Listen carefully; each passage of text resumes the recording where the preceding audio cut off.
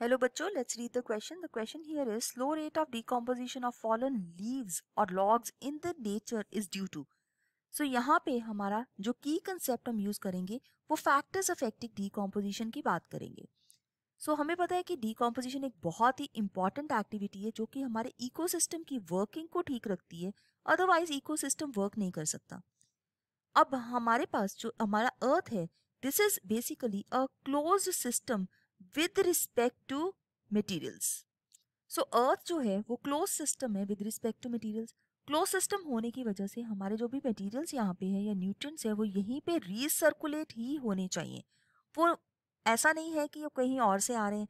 तो यहीं पे रीसर्कुलेशन होना बहुत ज़रूरी है इस चीज़ की. अब इस रीसर्कुलेशन की अगर हम बात करें तो रीसर्कुलेशन मटेरियल्स की तभी हो सकती है जब डीकॉम्पोजिशन एक्टिविटी होएगी. और ये डीकम्पोजर्स जो मेजर हैं ये हमारे पास है बैक्टीरिया और दूसरा है हमारे पास फंजाई. बैक्टीरिया और फंजाई दोनों ही मेजर डीकम्पोजर्स हैं जो कि डीकम्पोजिशन एक्टिविटी को करके हमारे जो न्यूट्रिएंट्स को रीसर्कुलेट करते हैं एबायोटिक और बायोटिक कंपोनेंट्स के थ्रू.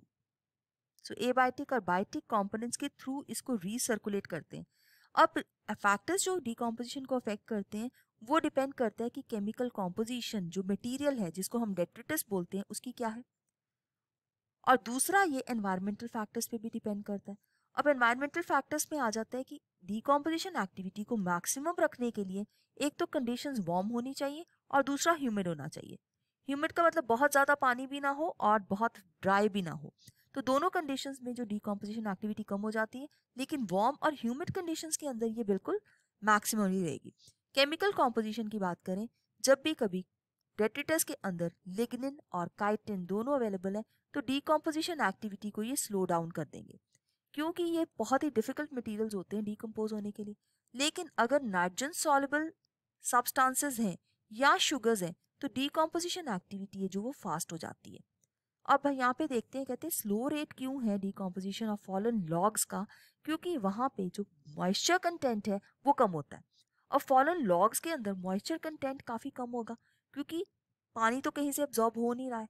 तो लो मॉइस्चर कंटेंट होने की वजह से इसके अंदर जो डिकम्पोजिशन रेट है वो स्लो हो जाता है.